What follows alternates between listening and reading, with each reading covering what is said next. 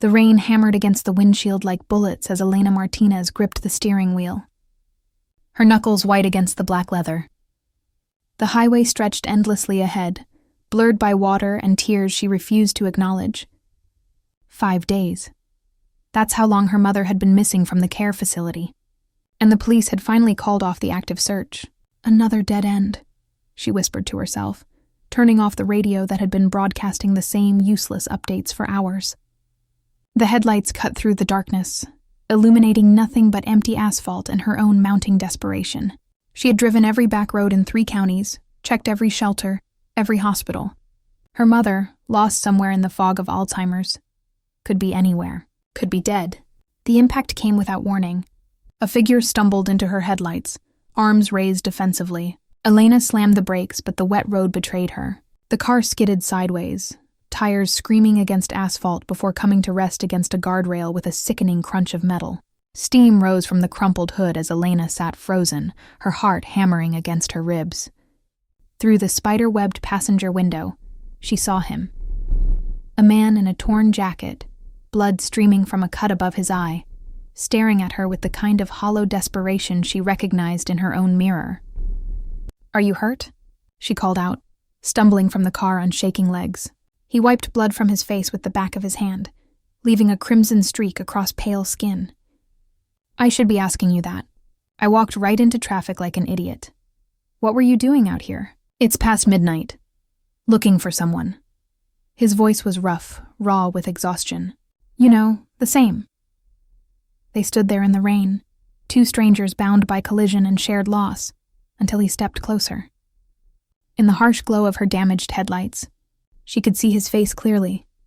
Dark hair plastered to his forehead, green eyes that held depths of pain she recognized, a mouth set in a grim line that spoke of too many sleepless nights.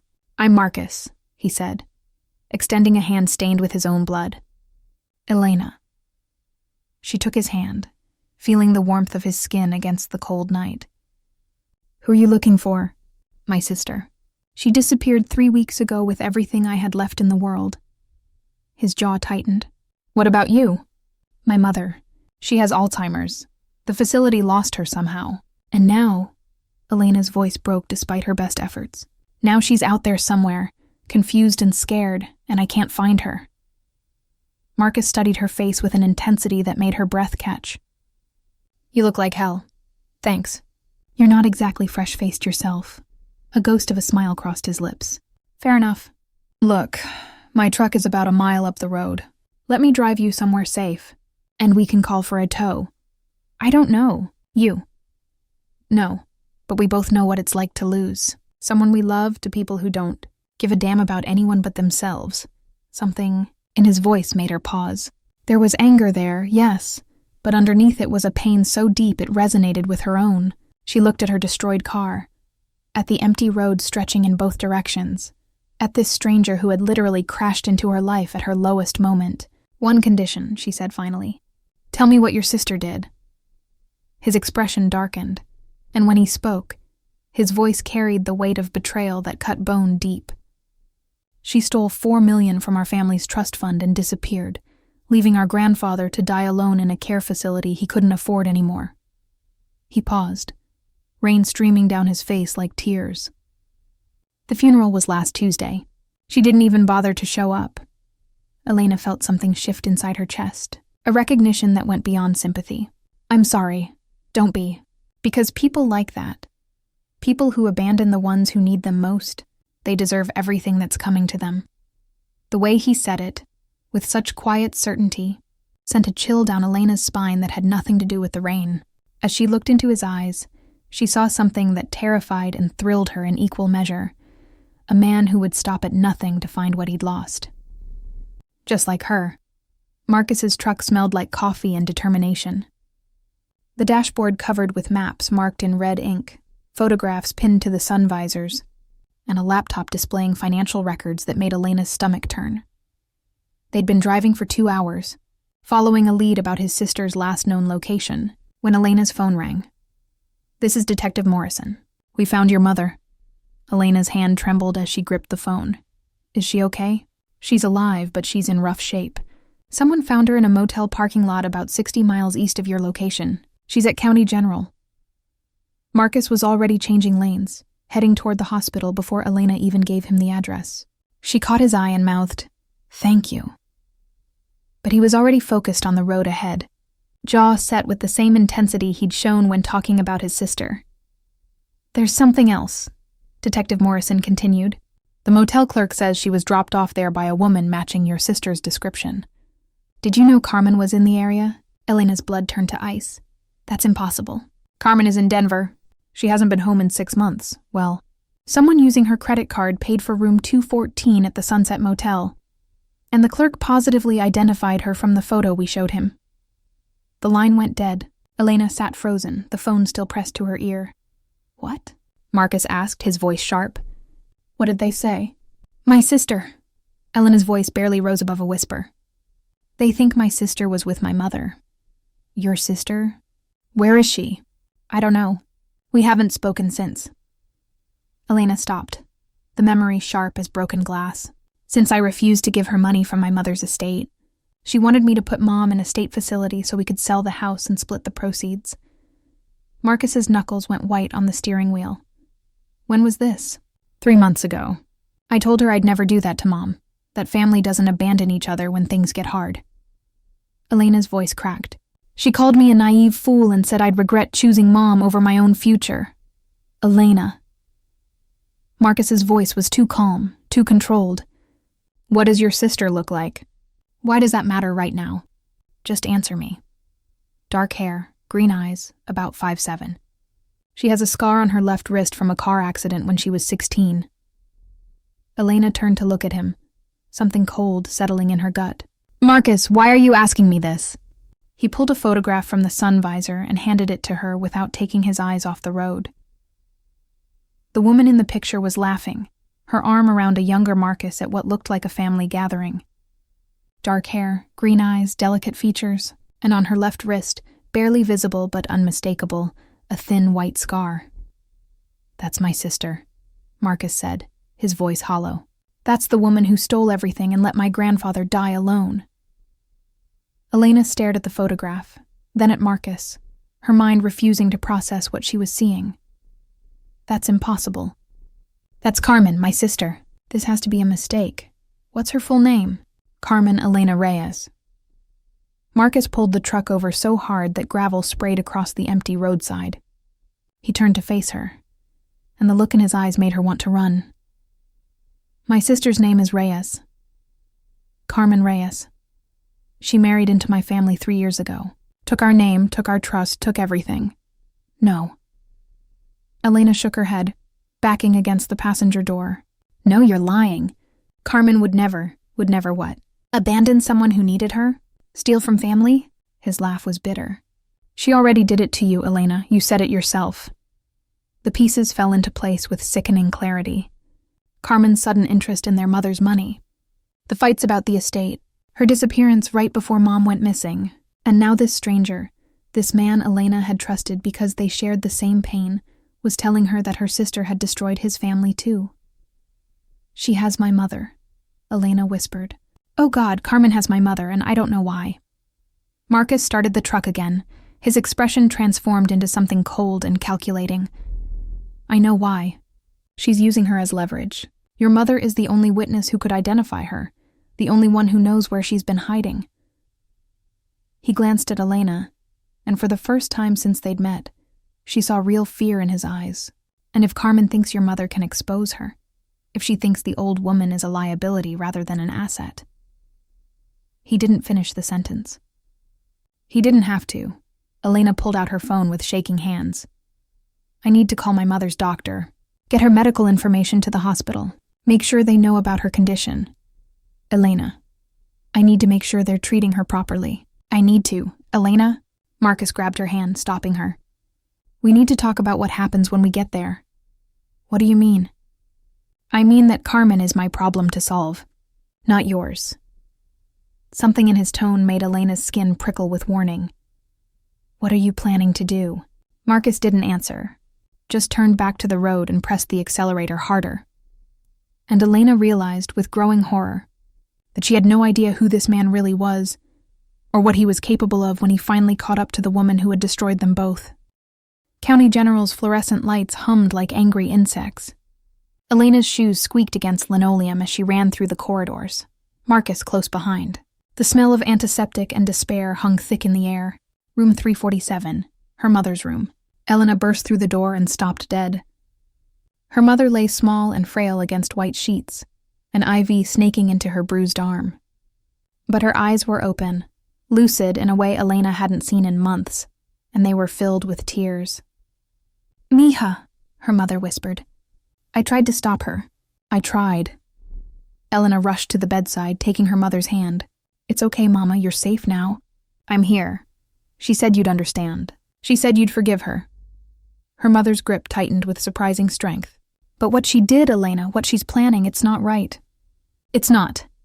"Mrs. Reyes?" Marcus stepped forward, his voice gentle but urgent. "Where did Carmen go? Do you know where she was taking you?" Elena's mother looked at Marcus, confusion clouding her features. "Who are you?" "Someone Carmen hurt very badly. Someone who needs to find her before she hurts anyone else." "Mama," Elena said softly, "do you remember anything?" "Anything at all about where you were?"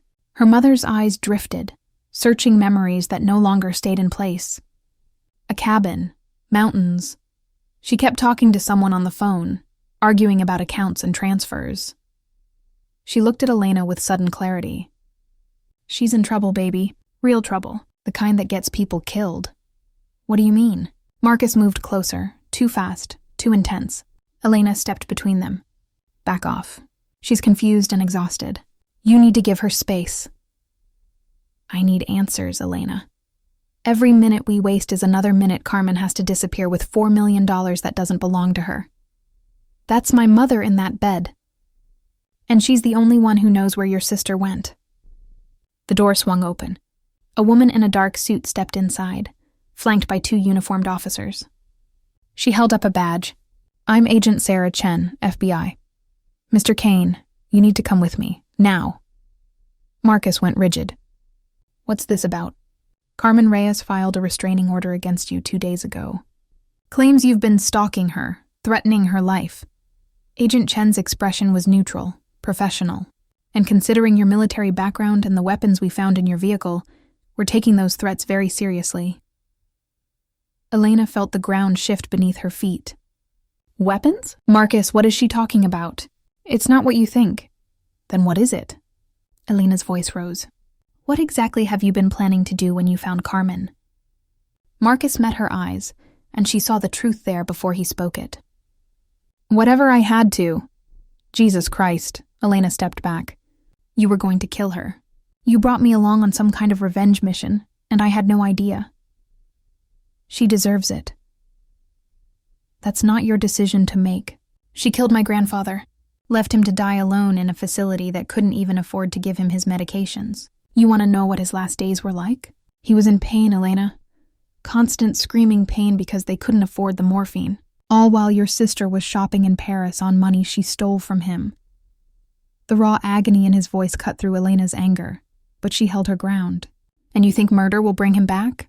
You think that's what he would have wanted? I think he deserved better than what he got. And I think she deserves to pay for what she did." Agent Chen stepped forward. "This conversation is over. Mr. Kane, you're coming with us for questioning." "Wait." Elena's mother struggled to sit up. "Wait, there's something you need to know. About Carmen." Everyone turned to look at her. "She came to me 3 weeks ago, crying, terrified, said she'd made a terrible mistake, that she'd gotten involved with people who would kill her if she didn't deliver what she promised."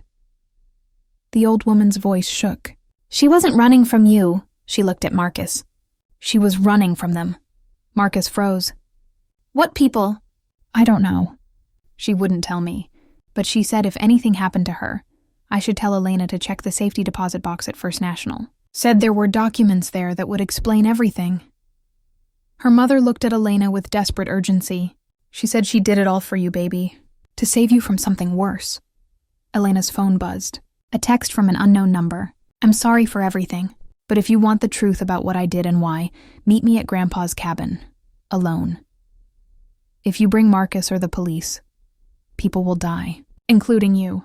This is bigger than family, Elena. This is survival. Elena stared at the message, her heart hammering. Elena. Marcus's voice was soft, almost pleading. Don't do whatever you're thinking of doing. She looked up at him, at the FBI agent waiting to take him away, at her mother lying fragile and frightened in the hospital bed. Agent Chen, I need to speak with you, privately. Elena, don't. Marcus moved toward her, but the officers blocked his path. She's playing you. Whatever she told your mother is a lie designed to protect herself. Maybe. Or maybe you've been so blinded by revenge that you can't see there might be more to this story. Elena met his eyes. Saw the betrayal and fury there. I trusted you, Marcus. I got in that truck with you because I thought we were both looking for answers. But you were just looking for an excuse. An excuse for what? To become the monster you think she is. The words hung in the air between them, sharp as knives. Agent Chen touched Elena's arm gently. Ms. Martinez, whatever your sister has gotten herself into, the FBI can help. But you need to let us handle this. Elena looked at the text again, at her mother's pleading eyes, at Marcus being led toward the door in handcuffs, his gaze burning into her back. She thought about Carmen, about the sister who had been her best friend before money and bitterness tore them apart, about the little girl who used to braid her hair and promise they'd always protect each other. I need 24 hours, Elena said quietly. Before I tell you anything, I need to talk to my sister, face to face. That's not how this works. Then make it work, because right now I'm the only person Carmen will talk to, and if she's really involved with dangerous people, if there really are documents that could help your case, then you need me. Agent Chen studied her for a long moment. 24 hours. But you wear a wire and we have agents in position nearby. No wire, no agents. She'll know. That's not negotiable. Elena smiled, but there was no warmth in it. Then I guess you'll have to arrest me too, because I'm not giving you any other choice. As they led Marcus out of the room, he turned back one last time. Elena, please, don't go to that cabin. If you care about your mother, if you care about finding the truth, don't trust Carmen. She'll destroy you the way she destroyed me. Elena didn't answer. She just stood there, holding her mother's hand, feeling the weight of an impossible choice crushing down on her shoulders. Trust the stranger who wanted revenge, or trust the sister who had already betrayed her once. The cabin sat deep in the woods, exactly as Elena remembered from childhood summers. But now it looked hollow, haunted by memories of a family that no longer existed. Elena's rental car crunched over gravel as she pulled into the dirt driveway. No other vehicles in sight. No signs of life beyond a thin trail of smoke rising from the chimney. She'd left against Agent Chen's orders, against Marcus's warnings, against every instinct that told her this was a trap. But Carmen was her sister, and if there was even a chance that this nightmare had an explanation, Elena had to hear it. The cabin door swung open before she reached the porch. Carmen stood in the doorway, and Elena's breath caught. Her sister looked thin, haunted. Nothing like the confident woman who had walked out of their lives 3 months ago. Dark circles shadowed her eyes, and her hands trembled as she gripped the doorframe. You came alone? Like you asked. Check her. A man's voice from inside the cabin, cold and professional. A figure emerged from the shadows. Tall, built like a soldier, with eyes that scanned Elena like she was a target. He ran a detection wand over her body, checking for wires, weapons, tracking devices. She's clean, Carmen exhaled, relief flooding her features. Thank you for coming. Elena, I know you have no reason to trust me. That's an understatement. You stole from your husband's family, abandoned Mom, disappeared for months, and now you've dragged me into whatever this is. Elena stepped onto the porch, anger keeping her voice steady. So start talking. Carmen glanced at the man behind her, who nodded and disappeared back into the cabin. His name is Dimitri. He's here to make sure nobody interrupts us. Interrupts us from what? From the truth. Carmen moved aside, gesturing for Elena to enter. The truth about why I took that money. About why I married Marcus's brother in the first place. About why everything I did was to protect you. The cabin's interior was warm, a fire crackling in the stone fireplace. But Elena felt ice in her veins as she saw the laptop on the table, surrounded by stacks of documents and photographs. Carmen picked up a photo and handed it to Elena.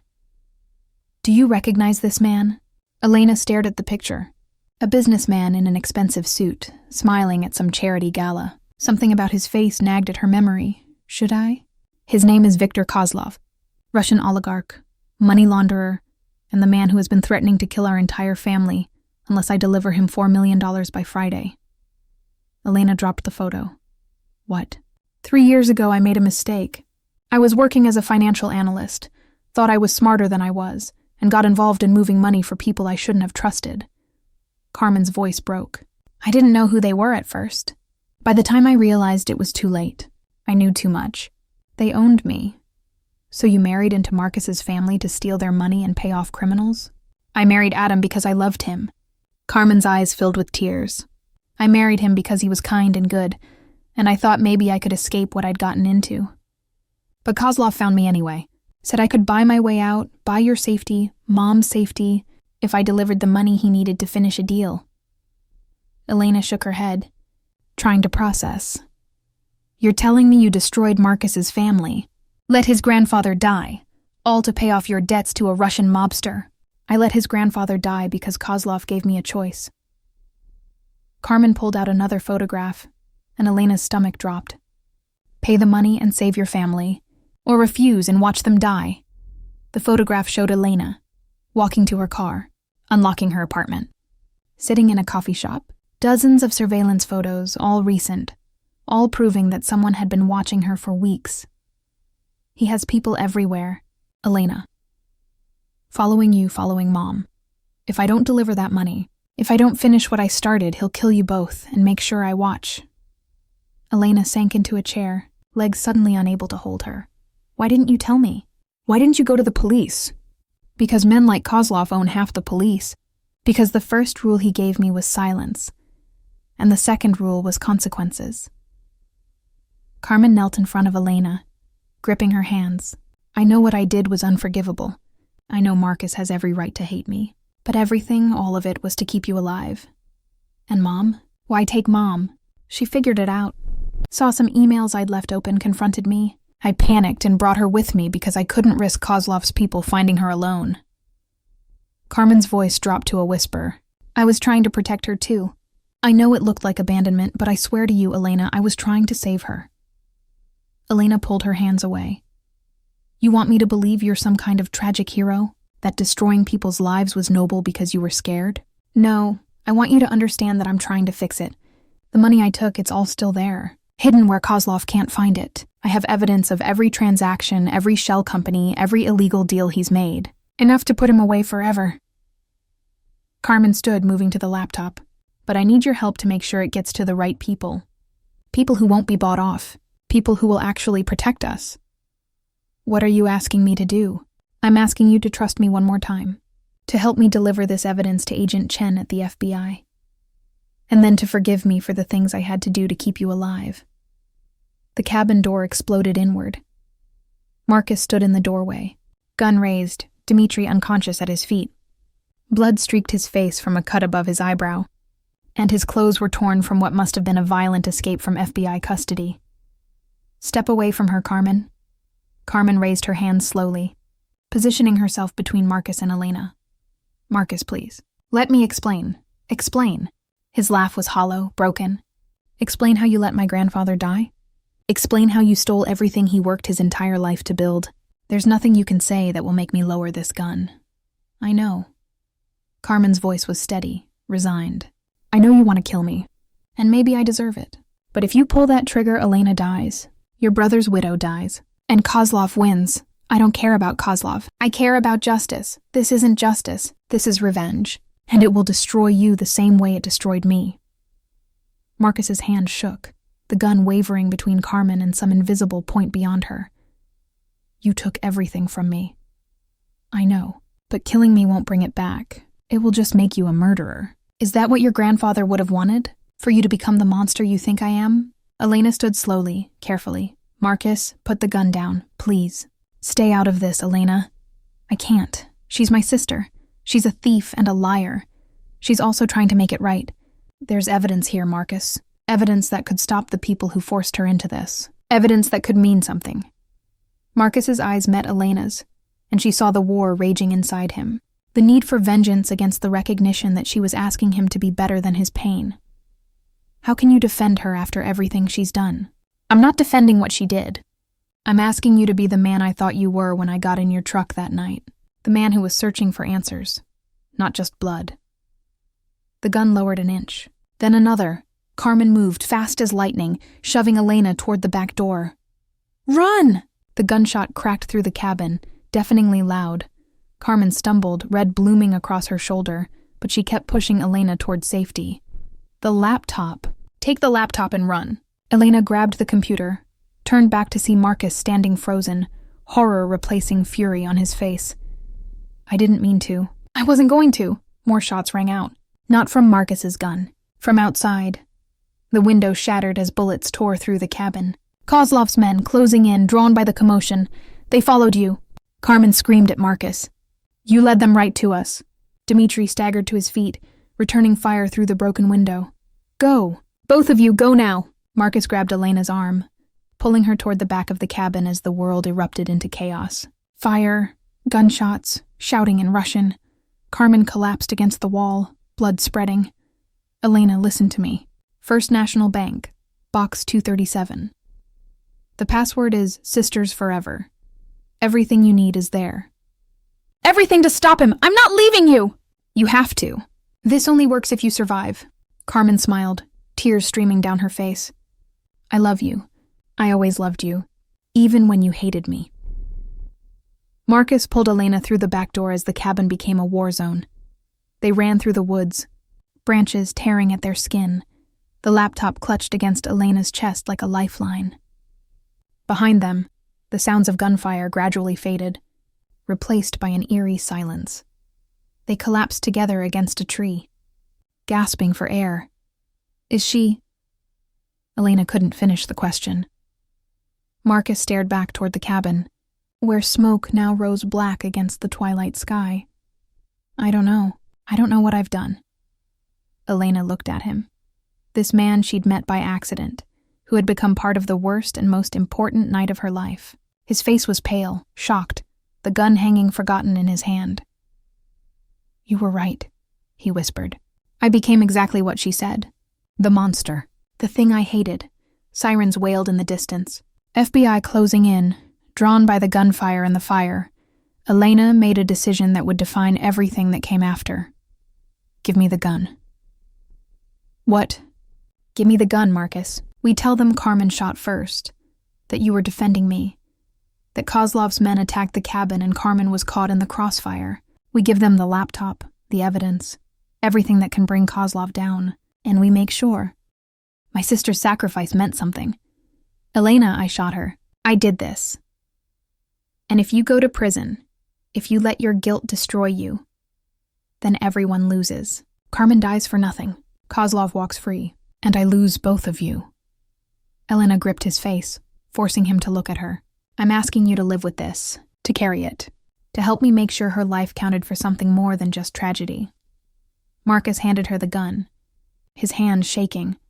The FBI vehicles crashed through the underbrush, surrounding them with lights and weapons and shouted commands.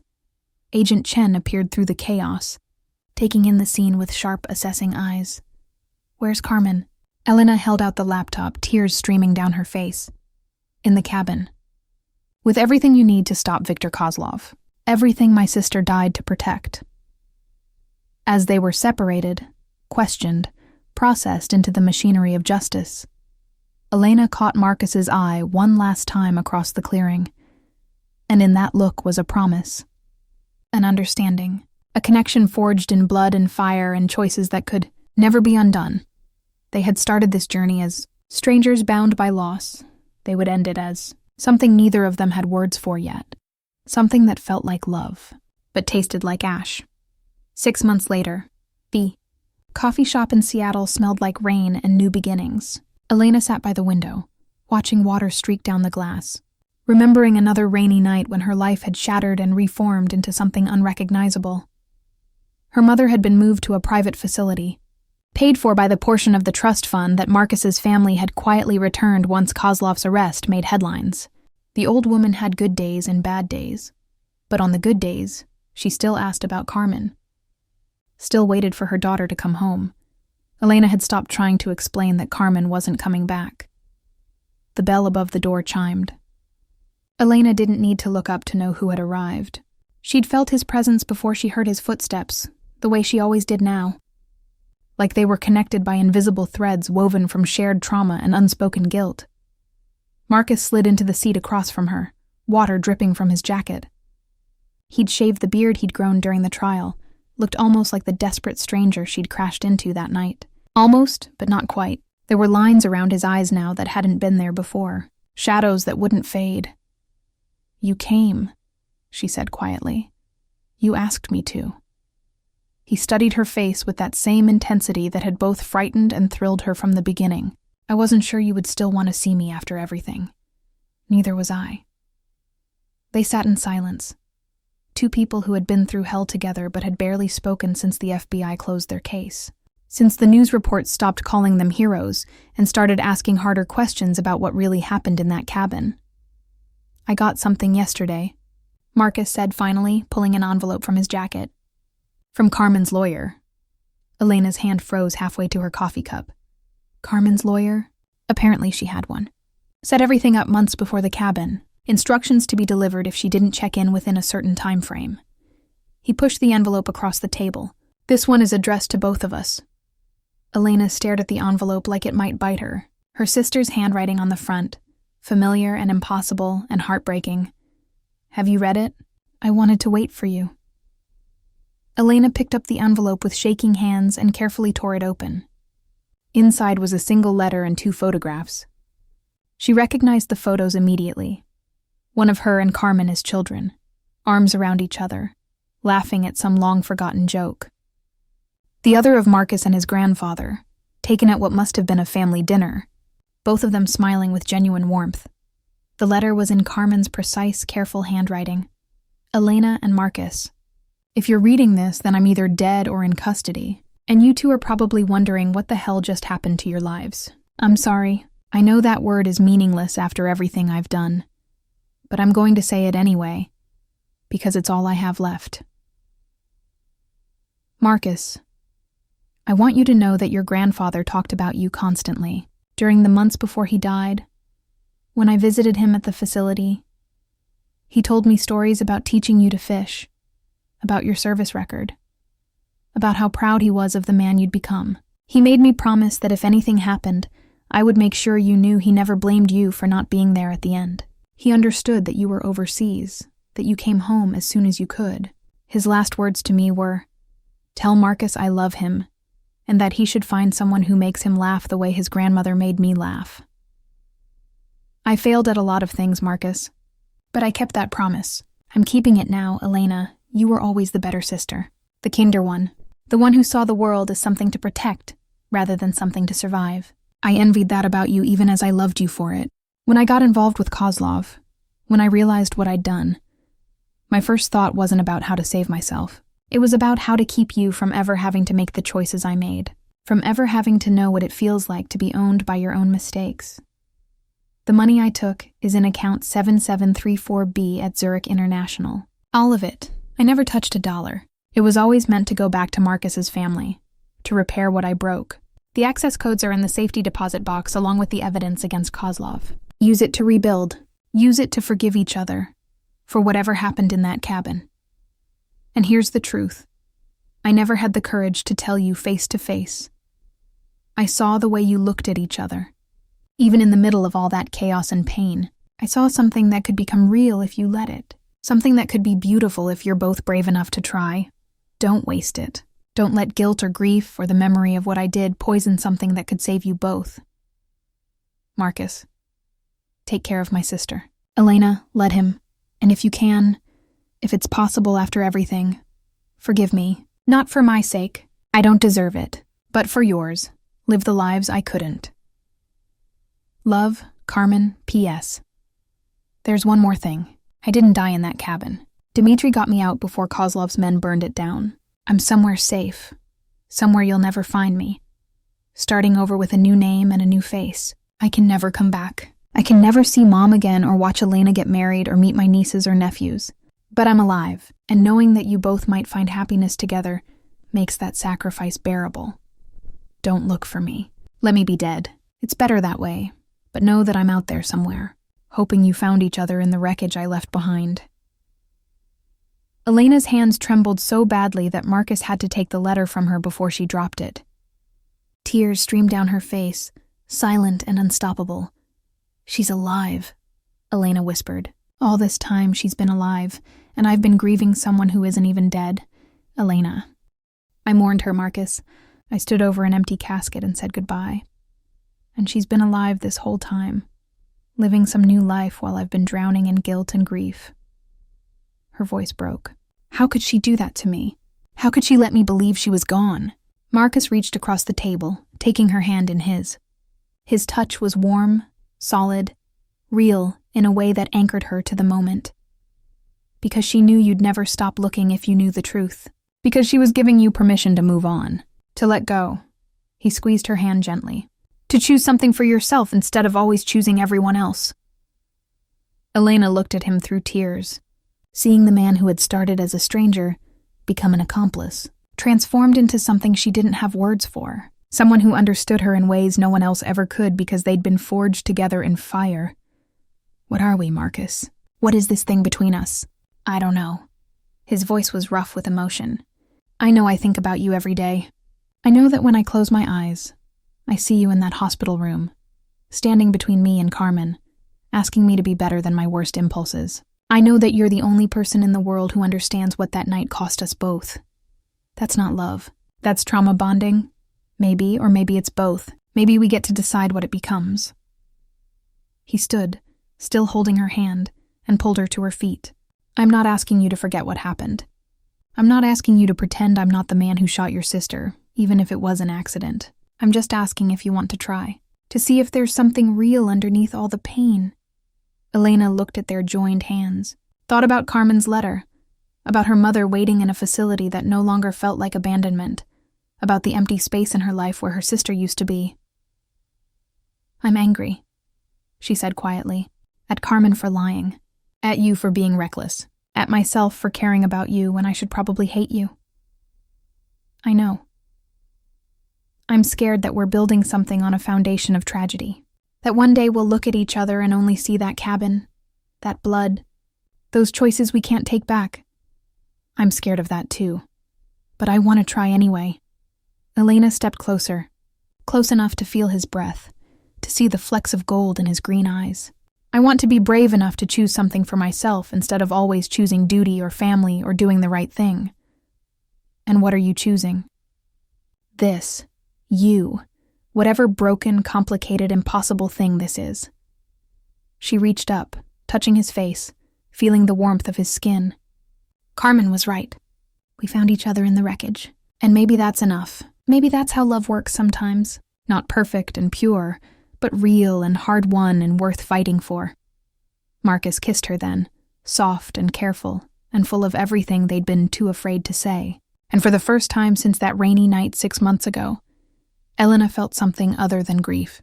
Something like hope, like possibility, like the future might hold more than just surviving the past. When they finally pulled apart, Marcus rested his forehead against hers. Your mother is going to hate me. Elena laughed through her tears. Probably, but on her good days she might forget why. That's dark. That's life now, dark and complicated and absolutely nothing like I imagined. Better or worse? Elena looked at him. This man she'd collided with in the worst moment of her life. This stranger who'd become her accomplice, her burden, her choice. Both. Always both. They walked out of the coffee shop together into the Seattle rain. Two people who had started as strangers and become something neither of them had words for yet. Something built on ashes and hope, and the understanding that sometimes love wasn't about being saved. Sometimes it was about saving each other. Elena's phone buzzed. A text from an unknown number, sent from a location that showed only as unknown. I see you found each other. I'm glad. Be happy, Mia. For both of us. One message. One proof that Carmen was really out there somewhere, watching from a distance, living a life they'd never know. Elena showed Marcus the text. He read it, expression unreadable, then pulled Elena closer. Do you want to respond? Elena stared at the message for a long moment, then deleted it. No. She made her choice. Now I'm making mine. She took Marcus's hand, lacing their fingers together, feeling the rightness of it even through all the complexity and pain. They walked forward into whatever came next. Not forgetting, not forgiving, just choosing, despite everything, to try. And somewhere in a city they'd never find, Carmen smiled through tears, and finally, let go. The end.